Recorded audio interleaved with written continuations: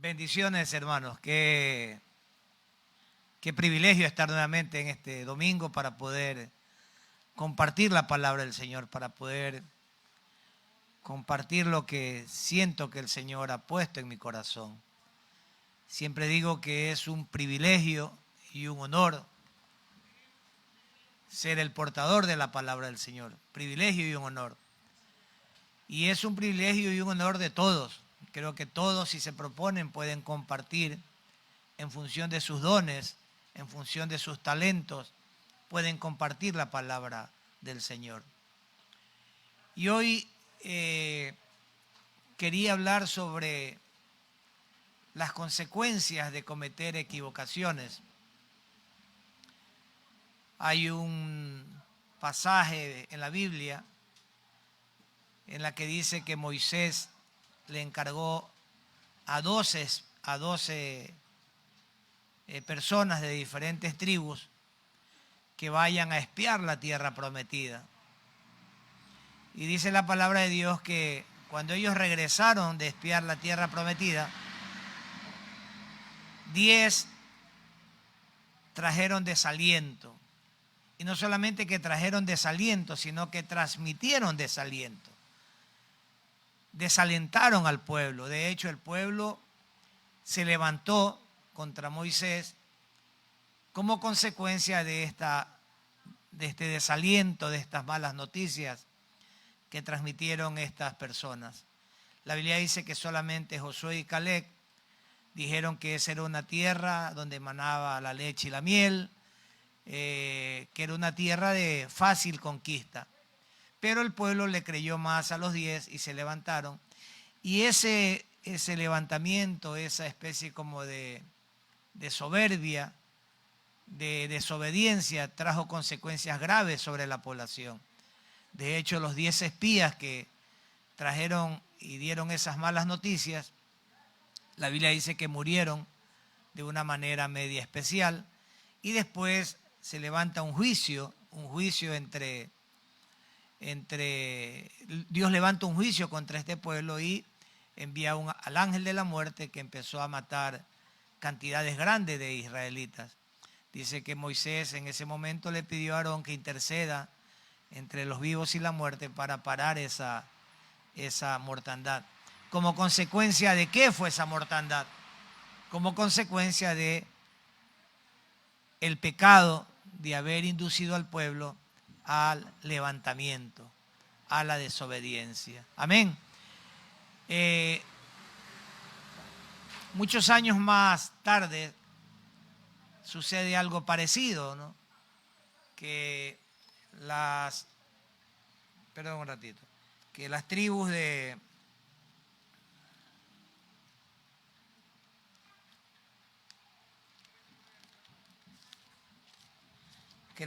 las tribus de Rubén y Gad deciden quedarse antes de pasar el Jordán para conquistar la tierra prometida. Y ese quedarse también podría provocar desaliento en las otras tribus. Entonces, Moisés les dice y les recuerda lo que pasó con aquellos que desalentaron al pueblo, las consecuencias que tuvieron, y les pide a las tribus de Rubén y de Gad que los hombres de guerra avancen, crucen el Jordán y ayuden a sus hermanos a conquistar la tierra prometida. Y que una vez que la tierra estaba ya sometida, ellos podían regresar. Esa era la condición. Si no, pues también le explicó cuál iba a ser el castigo, ¿no? Les recordó lo que había pasado con los israelitas que se levantaron como consecuencia de el desánimo que transmitieron 10 espías que representaban a 10 tribus. Por eso hoy quería compartir con ustedes las consecuencias de la equivocación. ¿Cuáles son las consecuencias de las equivocaciones? Y quiero ir con ustedes al libro de Números, capítulo 32.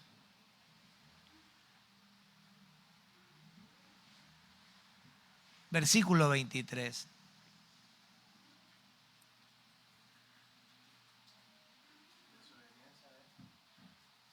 Las consecuencias de la desobediencia.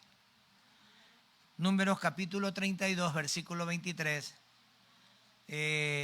Es como quien dice la conclusión después de que Moisés, o el resumen después de que Moisés le explica cuál iba a ser la consecuencia si ellos no obedecían el mandato de Dios. Y dice la palabra: mas si así no lo hacéis, he aquí habréis pecado ante Jehová, y sabed que vuestro pecado os alcanzará. Padre, en el nombre de Jesús te alabamos, te glorificamos y te bendecimos, Señor. Te damos gracias, Señor, en esta mañana por tu palabra, Señor. Gracias porque sabemos que tu palabra, Señor, nos redarguye, tu palabra nos edifica, tu palabra nos enseña, Señor. Oramos, Señor, en tu nombre. Oramos en tu nombre, Señor, para que esta palabra llegue a lo más profundo del corazón de los que estamos aquí presentes, Señor. Oramos para que esta palabra nos redarguya, Señor, y sea una herramienta que nos permita, Señor, poder compartir tu evangelio, Señor, a aquellos que no te conocen, Señor. Oramos, Señor, para que prepares el corazón de aquellos que no te conocen, Señor, y que cuando podamos compartir tu palabra, ellos tengan un corazón enseñable, Señor, un corazón que esté abierto, Señor, a tu santa y bendita palabra, Señor. Cancelamos, Señor, en el nombre de Jesús, toda estrategia del enemigo, Señor, tendiente a distraernos, Señor. Cancelamos, Señor, todo espíritu contrario a ti que se haya querido levantar o se quiera levantar, Señor, contra esta tu palabra, Señor. Oramos, Señor, en tu nombre, Señor, para que nuestros oídos espirituales, nuestros sentidos espirituales sean abiertos completamente a tu palabra. En el nombre de Jesús oramos. Amén, amén y amén. Entonces, yo creo que todo el mundo comete equivocaciones. Todos nos equivocamos. Lo que debemos tener bien claro es que toda equivocación trae consecuencias, ¿no?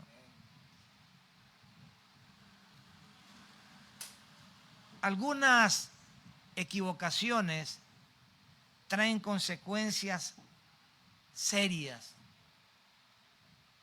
consecuencias que pueden afectar nuestra vida para siempre, o en algunos casos puede provocar la muerte, ¿no? Por ejemplo, una persona puede cometer el error de conducir en estado etílico, ¿no?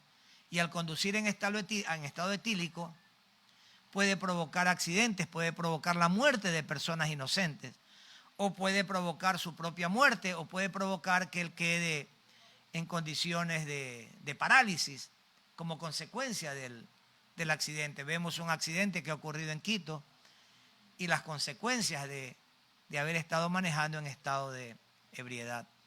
Entonces, este tipo de equivocación, este tipo de error puede provocar la muerte, puede provocar la muerte de personas inocentes, o puede provocar un estado de parálisis en la persona que ocasiona el accidente. O si no le pasa ninguna de esas, va a caminar toda su vida con la conciencia, o va a ser acusado por la conciencia, en el sentido de que por su irresponsabilidad murieron personas inocentes, ¿no? Ese sería el caso de una equivocación que trae consecuencias nefastas, ¿no? Otra equivocación, por ejemplo, es tratar de desafiar una tormenta. Veía en las redes sociales cómo personas salían a desafiar a este huracán Milton, que llegó a tener categoría 5, la más alta, ¿no? Y yo decía, ¿cómo es posible que conociendo la gravedad del asunto desafíen la tormenta? De hecho, muchos de los que desafiaron la tormenta terminaron muertos. Otros ni siquiera han sido encontrados, ¿no? Porque no podemos desafiar una tormenta, porque no tenemos el poder para desafiar una tormenta. Otras personas se aventuran a tirarse al mar, a un mar embravecido, sin saber nadar, y las consecuencias es que terminan ahogados o casi ahogados, ¿verdad? Entonces son errores que pueden costarnos la vida, ¿verdad? Engaños, por equivocaciones como por ejemplo tener una falta dentro de la relación conyugal, tener una infidelidad dentro de la relación conyugal, puede traer consecuencias tremendas, porque probablemente le juegue el número y quede contaminado de SIDA, y de ahí contamine también a su cónyuge, ¿verdad? Y esa va a ser una consecuencia que lo va a acompañar todos los días de su vida hasta que se muera, ¿no? Entonces, o también puede causar dolor en el corazón de su cónyuge si es que no contamina, no se contamina de SIDA o de cualquier enfermedad de transmisión sexual. Si no le pasa nada de eso, si su cónyuge se entera, entonces ese corazón también va a quedar lastimado, ¿verdad? Entonces, también hay otras consecuencias graves en los errores. Yo conozco de personas que han tenido una fortuna tremendamente grande, pero han tenido un problema, el vicio del juego, ¿no? Y ese vicio del juego los ha llevado a perder todo lo que han logrado con mucho esfuerzo, y se quedan en la nada, ¿no? Y después de tener la abundancia, terminan en la nada, terminan en la calle, como consecuencia de ese error, ¿no? Todos los errores que cometemos traen consecuencias, unas graves, otras no muy graves, ¿no? También hay equivocaciones que nos hacen reír, ¿no? No todas las equivocaciones son graves, ¿no? De repente usted tiene un compromiso y no tiene un par de zapatos acorde al compromiso y le pide a su hermano o a su hermana, y resulta que ese zapato es más corto de lo que usted calza, ¿no? Y termina con los pies ampolladitos, ¿no? Entonces eso causa leve dolor, pero más causa risa, ¿no? Porque dice, eso me pasa por ponerme un zapato que no me corresponde, ¿no? Entonces, hay errores, hay equivocaciones graves, no graves, pero todas traen una consecuencia. Pero hay una equivocación que podríamos llamarla la más grande equivocación, ¿no? La más grande equivocación. Y la más grande equivocación que podemos tener los humanos es pensar que podemos escaparnos del juicio de Dios siendo pecadores. Pensar que el pecado no va a traer consecuencias en nuestra vida. Y la Biblia dice que la paga del pecado es la muerte, ¿verdad? Entonces, la más grande equivocación que puede cometer el ser humano es creer que podemos escaparnos del juicio de Dios siendo pecadores, ¿no? Y ya les explico más o menos el desarrollo del capítulo 32 de Números, ¿no? Porque a veces somos reincidentes en las equivocaciones y creemos y seguimos creyendo que podemos escapar del juicio de Dios siendo pecadores. Hermanos queridos y hermanos que están viéndonos, no podemos ser pecadores y tener vida eterna en el cielo. Podrás tener vida eterna en otro lugar, pero no en el cielo. No podemos ser pecadores y tener vida eterna en el cielo. No podemos ser pecadores sin que el juicio de Dios vaya a afectarnos a cada uno de nosotros. Me encanta un pasaje que dice que de aquel hombre que lo había ganado todo, que lo tenía todo. Y Jesús le dice, ¿de qué sirve tener el mundo entero si perdemos nuestra alma? Si perdemos nuestra alma. También hay otro pasaje que dice que alguien que se vanagloriaba de sus logros, ¿no? Tengo esto, tengo lo de acá, tengo lo de acá, tengo lo de allá, mañana voy a ver qué hago. Y, insensato, si supieras que mañana viene la muerte y te va a llevar y te vas a quedar sin absolutamente nada. Entonces, hermanos, el pecado, la más grande equivocación es creer que podemos vivir siendo pecadores y no tener el juicio de Dios sobre nuestras vidas. El pecado, queridos hermanos, siempre va a afectar nuestra comunión con Dios. Siempre. Siempre. Si usted anda en pecado, no puede tener comunión con Dios. Primera de Juan 1:7 dice, pero si andamos en luz, como Él está en luz, tenemos comunión unos con otros y la sangre de Jesucristo, su Hijo, nos limpia de todo pecado. Yo tengo que tener comunión, para tener comunión con Dios, tengo que estar libre de pecado, libre de pecado. Porque el pecado, vuelvo a repetir, va a afectar nuestra comunión con Dios. Cuando yo ando en pecado, hay un muro que me separa de Dios. El pecado nos separa de Dios. ¿Qué le pasó a Adán y Eva? Pecaron. Y después de ese pecado, el pecado los separó de Dios.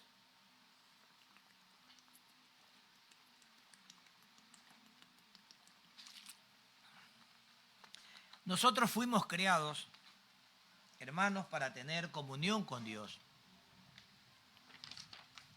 Yo siempre digo que cuando nacemos puros. Y el entorno donde vamos creciendo nos va contaminando. Y terminamos haciendo cosas que están alejadas del diseño de Dios para nuestras vidas. El entorno cambia el diseño de Dios en nuestra vida y nos transforma en diseño del mundo. Nosotros fuimos creados para caminar, o fuimos creados para tener comunión con Dios, para caminar con Dios. Había comunión de Dios con Adán y Eva en el huerto del Edén. Dice que Dios se paseaba en el huerto del Edén. Tenía comunión con Adán y Eva. Adán y Eva lo tenían todo, absolutamente todo, pero sobre todo tenían comunión con Dios. Los dos eran vulnerables ante Dios. Los dos eran transparentes delante de Dios. Y por eso Dios podía conversar con ellos, caminar con ellos, tener comunión con ellos. Desde el inicio de la creación, la palabra dice que fuimos creados a imagen y semejanza de Dios. Tenían los atributos de Dios: ser amorosos, dadivosos, respetuosos y sobre todo podían mirar a Dios, conversar con Dios, caminar con Dios. Pero el pecado rompió esa comunión. Génesis 3 habla del pecado que cometieron Adán y Eva. Y el pecado que cometieron Adán y Eva fue la desobediencia. Dios le había dicho: de esto no me comas. Y ellos desobedecieron el mandato de Dios. Y tuvieron consecuencias. Consecuencias gravísimas. De hecho, la muerte entró en ellos. Ya no eran eternos, ahora iban a morir. Porque el pecado había destruido el diseño original de Dios de esos cuerpos.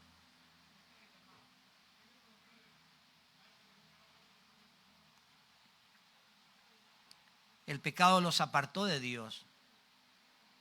Y con el pecado entró la malicia, entró la desconfianza.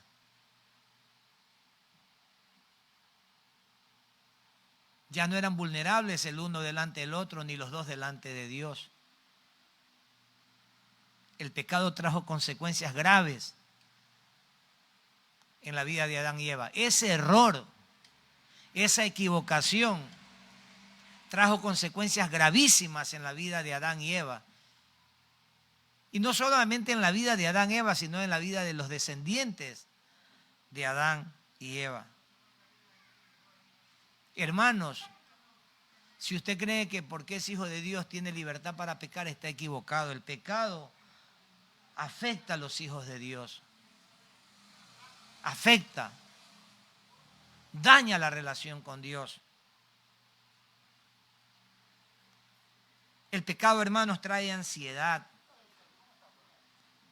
trae inseguridad, trae mentiras.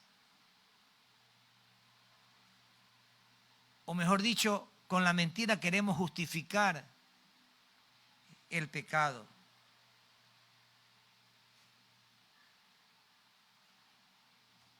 El pecado también viene acompañado de el secreto, de querer hacerlo todo en lo oculto,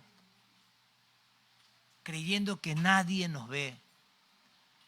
Somos soberbios cuando creemos que nadie nos puede ver y nos olvidamos que uno de los atributos de Dios es la omnipresencia. Está en todo lugar. ¿Cuántos dicen amén, hermano? El pecado trae ansiedad. Cuando usted lo calla, trae ansiedad. Cuando no lo confiesa, lo vuelve inseguro y trae también consecuencias, en algunos casos físicas. Mire lo que dice el Salmo 32, versículo 3. Mientras callé, y está refiriendo mientras callé el pecado, mientras callé, se envejecieron mis huesos. El pecado también le pasa factura al cuerpo. Dice que se le envejecieron los huesos. Y el versículo 4 dice, porque de día y de noche se agravó sobre mí tu mano. O sea, empezó a pasar dificultades. Cosas por las que nunca había pasado empezó a pasar. Desiertos, tormentas, aflicciones, por el solo hecho de ocultar un pecado. El pecado oculto trae consecuencias, no solamente espirituales, sino también consecuencias físicas. Dice que su verdor, o sea, su lozanía, su juventud se volvió en sequedad, dice. Solamente por cometer el error de ocultar un pecado. Y ese ocultamiento de pecado lo llevó a no tener comunión con Dios. Y lo llevó también a tener o a vivir las consecuencias de ese pecado. El pecado nos priva del gozo del Señor. La palabra dice que el gozo del Señor es mi fortaleza. Pero cuando estoy en pecado, el pecado me priva del gozo del Señor. Ya no escucho la voz del Señor que me trae alegría. Ya no veo el rostro del Señor porque se esconde por mi pecado. Salmos 51:8 dice, hazme oír gozo y alegría y se recrearán los huesos que has abatido. ¿Por qué estaban abatidos esos huesos? Por el pecado. Y por eso es que el salmista no escuchaba el gozo y la alegría que nos trae tener comunión con Dios o escuchar la voz de Dios. Dice, hazme oír gozo y alegría y se recrearán nuevamente los huesos que has abatido.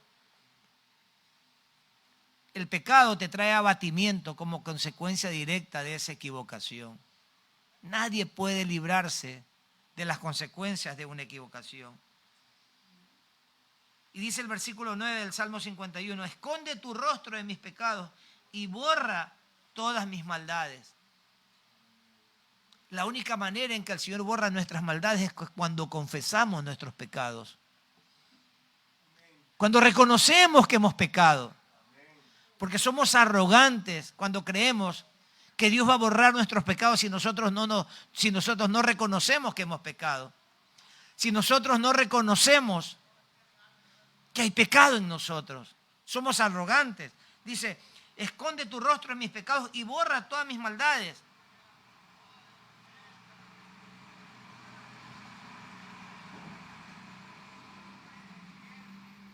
Y el 10 dice, crea en mí, oh Dios, un corazón limpio. Se está reconociendo el salmista que ha pecado. Reconoce su error y le está pidiendo, Señor, mi corazón, y le está diciendo, Señor, mi corazón está sucio por mi pecado. Solamente tú lo puedes limpiar, le dice. Solamente tú lo puedes limpiar. Crea en mí, oh Dios, un corazón limpio. Y renueva un espíritu recto dentro de mí. Porque cuando estamos en pecado, nuestro espíritu se desconecta del Espíritu de Dios. Y nos lleva a hacer cosas que nos alejan más y más de Dios.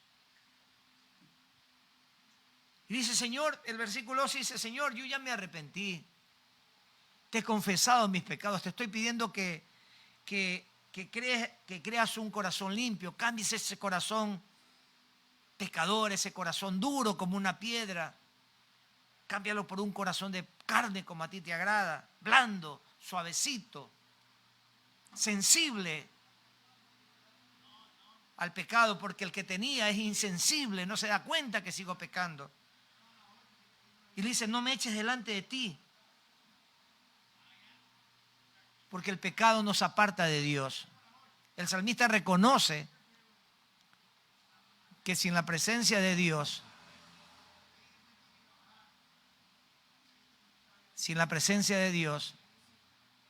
no puede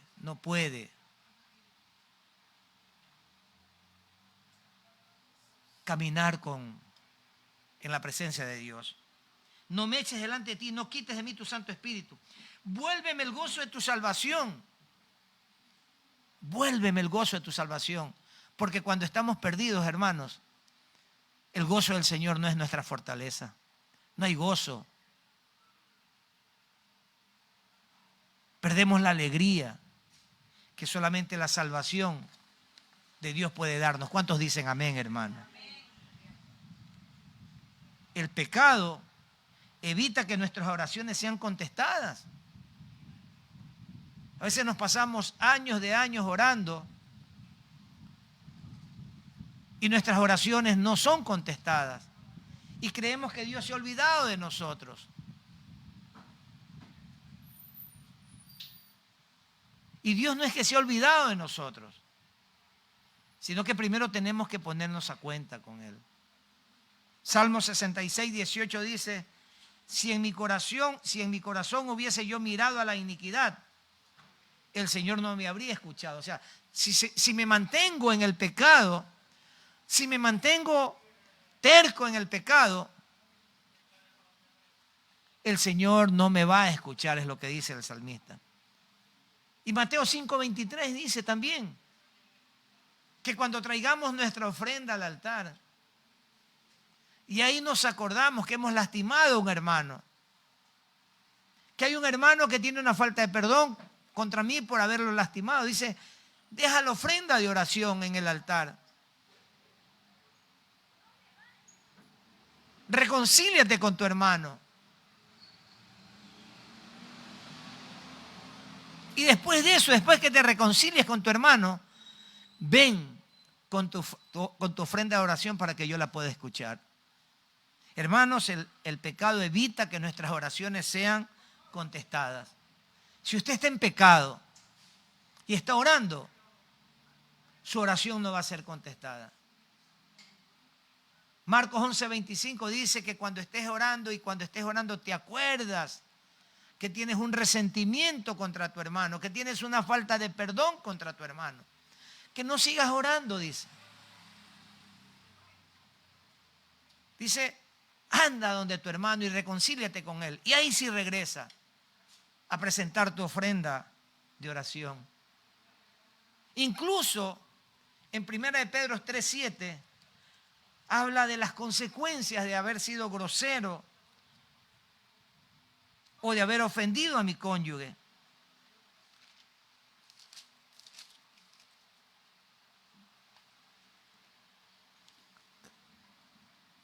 Primera de Pedro 3:7 dice, vosotros maridos igualmente vivid con ella sabiamente, dando honor a la mujer como a vaso más frágil y como herederas de la gracia de Dios, para que vuestras oraciones no tengan estorbo.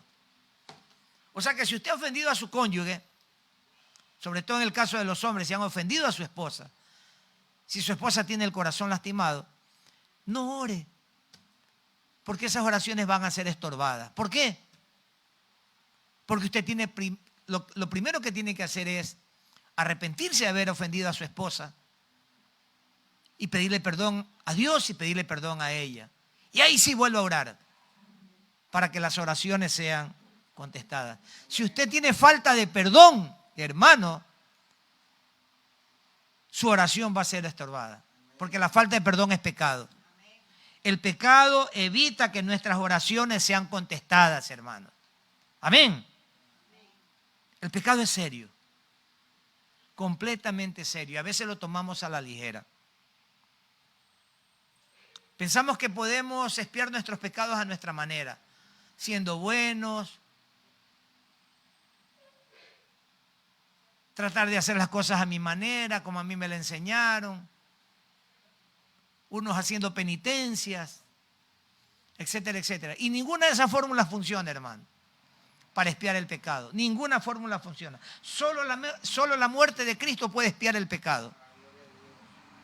Solo la muerte de Cristo nos limpia de todo pecado. ¿Cuántos dicen amén, hermanos?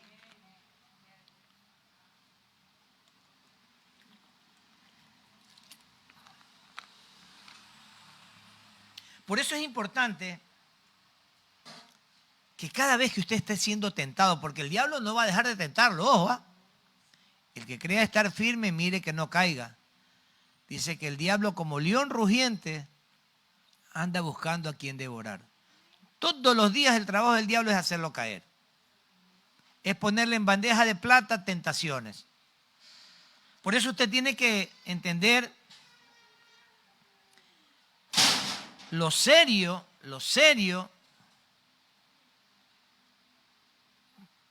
que es cuando somos tentados. Las consecuencias graves de la tentación. Y si usted cree que el pecado lo va a afectar a usted solo, está cometiendo otro error. El pecado no lo va a afectar a usted solo. El pecado va a afectar a su familia. Y les pongo ejemplos como el que les puse al inicio. Una persona que tiene una posición económica muy solvente y lo pierde todo en el vicio del juego, va a afectar directamente a su familia, a su esposa, a sus hijos. Porque no va a haber el dinero para proveer. Y cuando yo no proveo para la casa, dice la palabra, que somos peores que un incrédulo porque estamos negando la fe. No crea que el pecado lo va a afectar a usted solo, hermano. El pecado va a afectar también a su entorno y sobre todo a su entorno familiar. Nunca vamos a cosechar solos las consecuencias del pecado. En el libro de Éxodo dice que Dios castiga la maldad de los padres hasta la tercera y cuarta generación. Lo único que rompe eso de ahí es el arrepentimiento. El reconocer que estoy equivocado. El reconocer que he pecado. ¿Cuántos dicen amén, hermano? Pero hay pecados que aunque no nos arrepintamos, ¿verdad?, van a afectar o van a traer consecuencias, no solamente en nuestras vidas, sino también en la vida de nuestras familias. El caso del jugador, o el caso del que maneja borracho. No solamente va a afectar al pecador, sino que va a afectar a la familia. Y aunque se arrepienta, probablemente va a tener que caminar con las consecuencias de ese pecado. Porque Dios nos perdona, pero las consecuencias del pecado probablemente los acompañe toda su vida. Dios no quiera que sea así. Yo tampoco quiero que sea así. Pero si alguien tuvo una relación extramarital y se contagió de SIDA, si él se arrepiente, Dios lo va a perdonar. Amén. Amén o no amén, como dice el pastor Guayamae. Si él se arrepiente, Dios lo va a perdonar, pero va a tener que caminar con las consecuencias de ese error.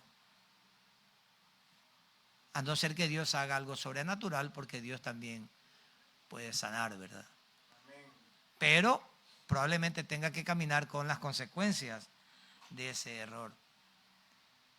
Y es claro, la Biblia lo dice, que los pecados de Adán y Eva afectaron a todos los descendientes. Conocemos la historia de Caín y de muchas personas y de todos los descendientes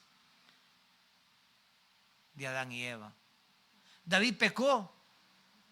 David codició a una mujer casada, la trajo a su lecho, tuvo relaciones con ella, la embaraza, después hace traer al esposo para que el esposo se acueste con ella, para sacarse ese problema de encima. El esposo no se acuesta con ella. Y si el esposo después se da cuenta que su esposa había adulterado, tanto David como Betsabé tenían que pagar las consecuencias del adulterio, que era la muerte. Entonces David se protege y prácticamente manda a asesinar al esposo de Betsabé. Cometió pecado de codicia, adulterio, de mentira y asesinato. Y pensó que no iba a pasar nada. Pensó que con la muerte de Uribe quedaba enterrado el chancho y no pasaba nada. Y dice que Dios le manda al profeta Natán a confrontarlo. Y ese pecado de David trajo una consecuencia gravísima: la muerte del hijo que llevaba Betsabé en su vientre. Según de Samuel 12:14 dice, que le dice el profeta Natán le dice, más por cuanto con este asunto hiciste blasfemar a los enemigos de Jehová, el hijo que te ha nacido ciertamente morirá. Y de hecho murió. David pensaba que él podía pasar olímpicamente y que su pecado no iba a traer consecuencias. Las consecuencias de la muerte del hijo. Y no solamente que trajo consecuencias con la muerte del hijo, sino que dice que todo el tiempo, la familia de la descendencia de David iba a ser como una espada que se iba a levantar contra él. Hermanos, si usted cree que su pecado, y usted que me está mirando, si usted cree que su pecado solamente lo va a afectar a usted, no, está equivocado. Los pecados afectan a la descendencia. Los hijos son afectados por los pecados de los padres. No digo que son responsables de los pecados de los padres, no. Son afectados por los pecados de los padres, porque cada uno es responsable por sus propios pecados. ¿Sí? Pero son afectados, ya sea económicamente, ya sea espiritualmente, en cuanto a su corazón. Crecen con resentimiento, crecen con odio, etcétera, etcétera. O sea, van a ser afectados. Los padres también a veces son afectados por los pecados de los hijos. No digo que los padres son responsables de los pecados, no, son afectados por los pecados. Los cónyuges son afectados por los pecados de uno de los dos. A veces hacemos las cosas en oculto pensando que nada va a pasar. No solamente que la afectación es física, sino que también hay afectación espiritual. ¿Y sabe por qué hay afectación espiritual? Porque los cónyuges son una sola carne. Por tanto, dejará el hombre padre y madre y se unirá a su mujer y los dos serán una sola carne. Y cuando las personas son una sola carne, no hay nada que haga el otro que no afecte positivo o negativamente a la otra persona. El pecado también nos puede afectar de manera física. Ya lo expliqué, con alguna enfermedad, alguna consecuencia de un accidente, ¿no?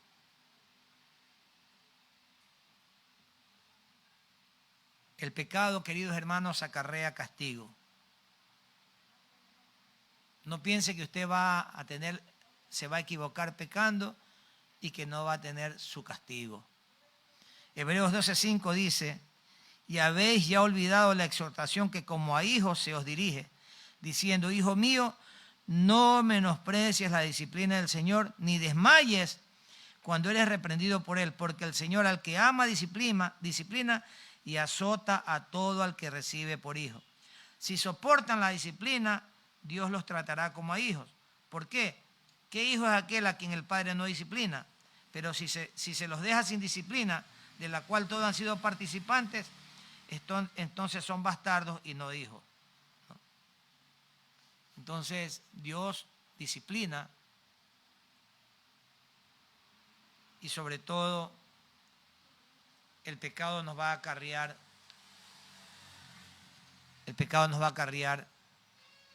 castigo o disciplina del Señor.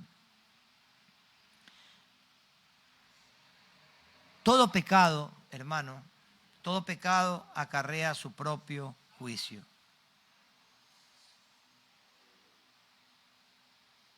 Todo pecado acarrea su propio juicio. No solamente el espiritual, su propio juicio. Un accidente por manejar en estado etílico, como dije hace un momento, puede acarrear una invalidez, o la cárcel, pérdida de trabajo, la adicción a la droga, al alcohol, puede traer como consecuencia el rompimiento de una familia, problemas financieros.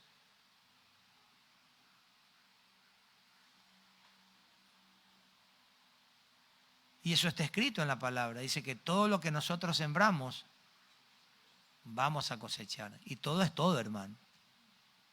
Todo es todo. Gálatas 6:7 dice: no nos engañamos, Dios no puede ser burlado, pues todo lo que el hombre siembre, eso también cosechará. El que siembra para la carne, de la carne cosechará corrupción, mas el que siembra para el espíritu, del espíritu cosechará vida eterna. Hay dos cosechas, como consecuencia de dos siembras. El que siembra vida, cosecha vida eterna. El que siembra muerte, va a cosechar muerte espiritual, ¿no? Cosechamos personas que se lamentan por situaciones que están pasando. Y yo diría que a veces, en lugar de lamentarnos, deberíamos examinar qué estamos haciendo mal o qué hemos hecho mal para que estemos pasando por esa situación, ¿no? Porque, como le decía yo a la hermana Rogelia, todo le queremos echar la culpa al diablo. Todo le queremos echar la culpa al diablo. Y a veces el diablo lo único que hace es un empujoncito, ¿no? La historia de un caballo que estaba amarrado.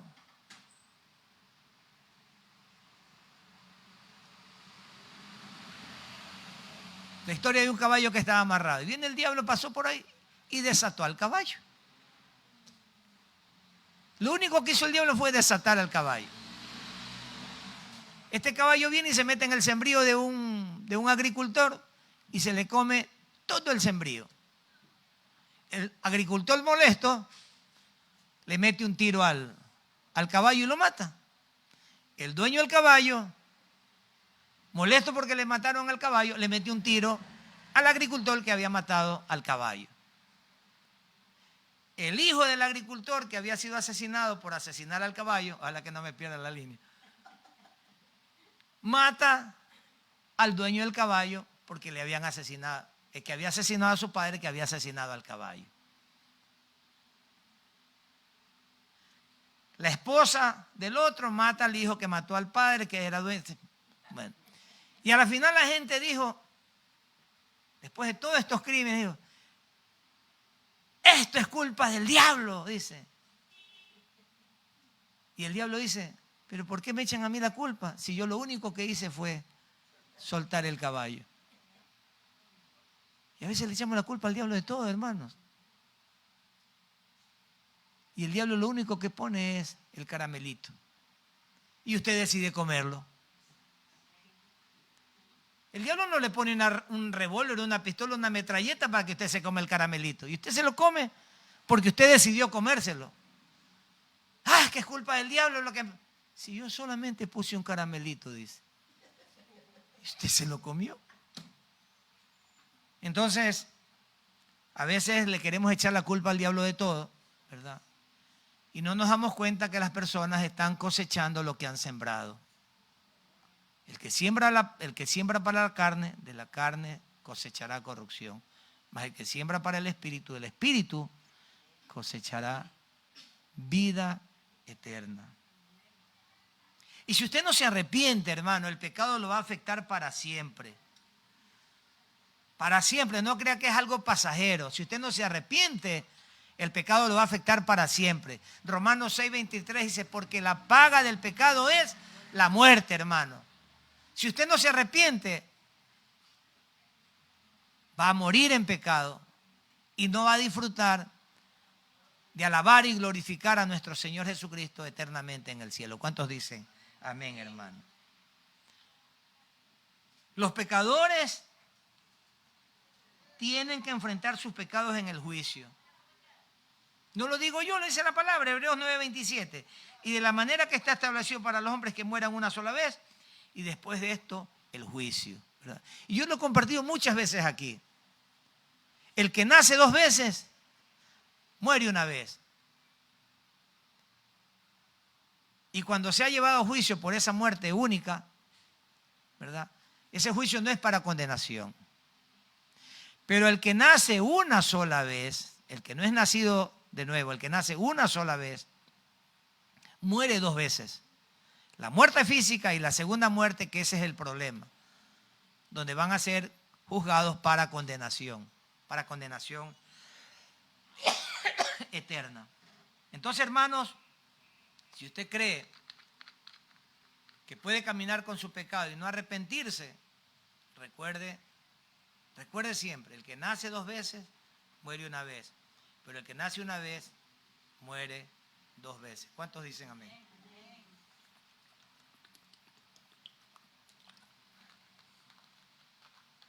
Y otra cosa importante también, el pecado en el pueblo cristiano afecta el servicio, ¿no?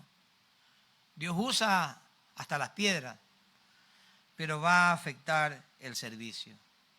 Va a afectar sus recompensas, ¿no? Dice la palabra en Apocalipsis que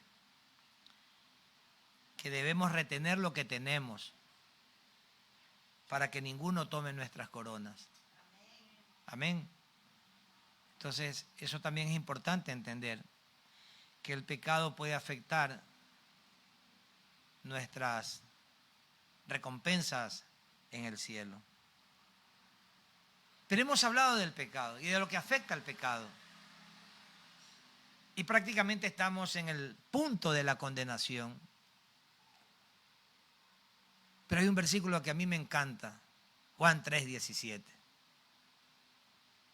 Porque el Hijo del Hombre no vino para condenar al mundo, sino para que el mundo sea salvo por medio de él. Amén. Todos somos pecadores. Y las buenas noticias es que si los pecadores se arrepienten, pueden ser perdonados. Porque los pecados pueden ser perdonados. Porque Cristo murió por nuestros pecados. Cristo se hizo pecado para que nosotros seamos salvos. Cristo tomó nuestros pecados, aunque no merecía que tomara nuestros pecados, pero tomó nuestros pecados, los llevó a la cruz del Calvario. Y por medio de esa muerte en la cruz somos todos salvos. La sangre de Cristo nos limpia de todo pecado. ¿Cuántos dicen amén, hermano? Cristo murió por nuestros pecados. 1 Corintios 15, versículo 3 dice, porque primeramente les he enseñado lo que asimismo recibí, que Cristo murió por nuestros pecados conforme a la Escritura, que fue sepultado y que resucitó al tercer día conforme a las Escrituras. No estamos para condenar a nadie. Estamos para exhortar al pecador a que se arrepienta. Estamos para decirle al pecador que hay un camino de salvación, que es la confesión de pecado. Romanos 10 dice que hay una palabra que está cerca en nuestro corazón, que si confesamos con nuestra boca que Jesús es el Señor y creemos con nuestro corazón que Dios lo levantó de los muertos, seremos salvos. Dice, porque con el corazón se confiesa para la salvación, para ser justificado, y con la boca se confiesa para salvación. Esa es la palabra de fe que predicamos. Esa es la palabra de ánimo que predicamos. Esta es la palabra de fe que predicamos. Me encanta ese versículo. La palabra de la salvación. Aquella palabra que dice que la sangre de Cristo nos limpia de todo pecado. No se sienta condenado, hermano. Más bien alégrese que si usted se arrepiente, la sangre de Cristo nos limpia de todo pecado. Más bien alégrese sabiendo que si usted confiesa su pecado, si tiene el valor de confesarlo, la sangre de Cristo lo limpia ese pecado. Primera de Juan 1:9 dice que si confesamos nuestros pecados, Él es fiel y justo para perdonarnos y limpiarnos de toda maldad. ¿Cuántos dicen amén, hermano?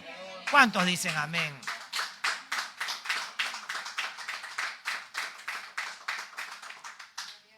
Cuando recibimos a Cristo, por fe somos justificados, no por obras. Dice que la salvación es por gracia, no por obras, para que nadie se gloríe. Por fe somos justificados. Romanos 5:1 dice, justificados pues por la fe, tenemos paz para con Dios por medio de nuestro Señor Jesucristo. Y Romanos 6:23, la segunda parte, dice, mas la dádiva de Dios es vida eterna en Cristo Jesús, Señor nuestro. La primera parte dice, porque la paga del pecado es muerte. Esa es la parte que te dice. Pero ahí viene la parte de la misericordia de Dios. Esas misericordias que son nuevas cada mañana, que son eternas, que son abundantes. Dice que por sus misericordias no hemos sido consumidos, porque nuevas son cada mañana, son eternas. Y en la segunda parte, la primera parte dice, la paga del pecado es la muerte. No nos podemos quedar ahí, porque esa es condenación. Mas la dádiva de Dios es vida eterna en Cristo Jesús, Señor nuestro. Qué bendición. Buenas noticias, hermanos. Buenas noticias. Podemos vivir victoriosamente. Podemos tener vida en abundancia. La palabra dice en Juan 10:10, dice que el ladrón viene para hurtar, para matar y destruir. Eso puede provocar miedo. Pero la segunda parte es la que nos da ánimo, la que nos levanta el ánimo. Cuando el Señor Jesucristo dice, pero yo he venido para darles vida y vida en abundancia. Vida y vida en abundancia. El diablo quiere que nos quedemos con la misma parte, que le tengamos miedo. Pero no hay que tenerle miedo. Dice que al diablo hay que resistirle. Resistir al diablo, dice. Y él huirá de ti. Él va a tratar de robarte, de robar tus ilusiones, de matar tus ilusiones, de destruir tus ilusiones, de hacerte creer que no sirves para nada. Pero dice que el Señor vino para darte vida y vida en abundancia. Para darnos vida y vida en abundancia, hermanos. Tenemos la victoria cada día, hermano. Todos los días, cuando nos levantamos, el diablo va a querer hacernos caer.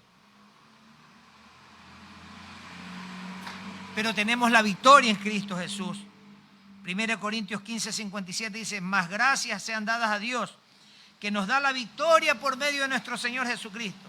Así que, hermanos míos, amados, estén firmes y constantes, creciendo en la obra del Señor siempre, sabiendo que vuestro trabajo en el Señor no es en vano.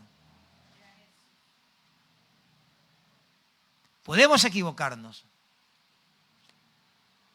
pero lo que no podemos es mantenernos en la equivocación.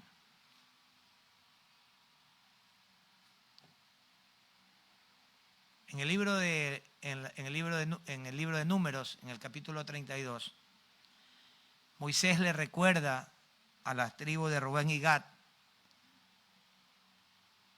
cuando ellos se quisieron establecer y quedarse y no pasar el Jordán, les dice, recuerden que aquellos 10 espías desalentaron al pueblo y provocó la ira de Dios. Y ustedes quieren hacer lo mismo. Quieren desalentar al pueblo a no cruzar el Jordán. Y quieren provocar la ira de Dios. No solamente contra ustedes, sino contra todos nosotros. Y Moisés les hace prometer a la tribu de Rubén y Gad que hasta que no esté la tierra conquistada, ellos tenían que acompañar con sus guerreros a tomar a la tierra. Y después que habían tomado la tierra, que habían sometido la tierra, ellos podían regresar y tomar posesión de esos terrenos. ¿Por qué la tribu de Gad y de Rubén se querían quedar ahí? Porque ellos eran ganaderos. Y ese terreno que ellos estaban pidiendo era propicio para la cría del ganado. Y Moisés les dijo, pueden tomarlo después que ustedes acompañen a sus hermanos a conquistar la tierra prometida. Porque si no lo hacen, van a provocar la ira de Dios. Y recuerda lo que hizo Dios con aquellos que provocaron desaliento en su pueblo. Hermanos y hermanas, recuerden la ira de Dios cuando estemos siendo tentados a cometer equivocaciones. Dios nos ama, Dios es amor, pero Dios quiere que caminemos en integridad. Amén. Padre, en el nombre de Jesús te damos gracias, Señor, en esta mañana por tu palabra. Gracias por exhortarnos, Señor, a no cometer equivocaciones. Gracias por enseñarnos que las equivocaciones traen consecuencias en nuestras vidas, Señor. En esta mañana, Señor, queremos pedirte perdón. Queremos pedirte perdón, Señor,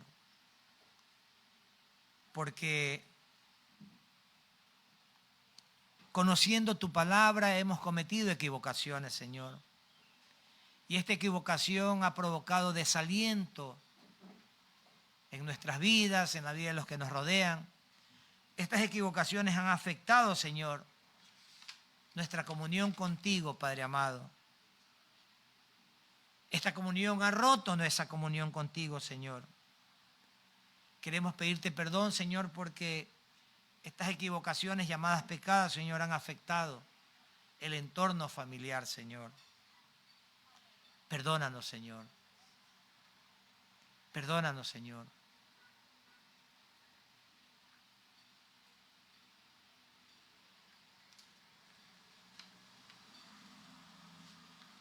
Esconde, Señor, tu rostro de mis pecados, Señor, y borra mis maldades, Señor. Te confesamos, Señor, nuestros pecados. Reconocemos que hemos pecado delante de ti, Señor. Perdónanos, Señor, y crea en nosotros un corazón limpio, Señor, y renueva un espíritu recto dentro de nosotros. Queremos estar dentro de tu presencia, Señor. No nos eches delante de ti, Señor. En el nombre de Jesús te lo pedimos, Señor. Señor, en esta mañana queremos, Señor, hacer el firme compromiso de estar atento a las tentaciones del enemigo, Señor. Queremos hacer el compromiso, Señor, de estar atento a los ataques del enemigo, Señor. Y si acaso, Señor, cometemos el error de caer, Señor, pon en nosotros la convicción de confesar nuestros pecados para que podamos ser perdonados y podamos ser limpiados, Señor. Oramos, Señor, para que tu Espíritu Santo, Señor, nos llene de poder. Oramos, Señor, para estar alerta a todo ataque del enemigo, Señor. Oramos, Señor, para que levantes un vallado de protección alrededor de nuestras vidas, de la vida de nuestros hijos, de todo lo que nos has dado, Señor. Un vallado de protección que sea impenetrable, Señor, al ataque del enemigo, Señor. Levanta, Señor, un vallado de protección alrededor de nuestras vidas, de nuestras familias, de las cosas que nos has dado, Señor. Un vallado de ángeles guardianes con espadas de fuego desenvainadas, Señor, repeliendo todo ataque del enemigo, Señor. Todo dardo del enemigo, Señor. Señor, que podamos caminar, Señor, con el escudo de la fe, Señor, con la coraza de la salvación, Señor. Oramos, Señor, para que tu Espíritu Santo nos llene de su espíritu de sabiduría y discernimiento, Señor, para poder saber lo que es bueno y lo que no es bueno para nuestras vidas, Señor. Oramos, Señor, por nuestros hijos, Señor, para que te conozcan, Señor. Apártalos de todo pecado, apártalos de toda maldad, apártalos de toda equivocación, Señor. Y aunque descansamos en tus promesas, Señor, que nuestros hijos, Señor, vuelvan a ese camino que tú diseñaste para ellos, Señor. Oramos, Señor, en esta mañana, Señor, por sanidad divina, Señor. Oramos, Señor, por nuestra apreciada y querida hermana Maribel, Señor. Que sea usted sanándola completamente, Señor. Haz un milagro sobrenatural en su vida, Señor. Oramos por cada uno de los que están aquí, Señor, y que estén padeciendo algún tipo de enfermedad, Señor. Te pedimos que los sanes, Señor. Enviamos tu palabra de sanidad, Señor, a aquellos cuerpos que están pasando por una dolencia física, Señor. Enviamos tu palabra de sanidad a aquellos que están pasando por dolencias del alma, Señor. En el nombre de Jesús de Nazaret, Señor. Y oramos por los que no te conocen, Señor. Si hay alguien aquí que no conoce al Señor Jesucristo, o alguien detrás de esa pantalla que no conoce a nuestro Señor Jesucristo, lo animo, Señor. Anímalo, Señor, a hacer esta oración. Ahí donde estás, dile con voz audible, dile, Señor Jesús, dile, Señor Jesús, te necesito. Reconozco que soy un pecador, que he hecho lo malo delante de ti y me arrepiento, Señor. Perdona mis pecados. Te abro mi corazón. Te recibo como mi único y suficiente Salvador. Gracias, Señor, por morar en mi corazón, por perdonar mis pecados, por limpiarme, por salvarme y por escribir mi nombre en el libro de la vida.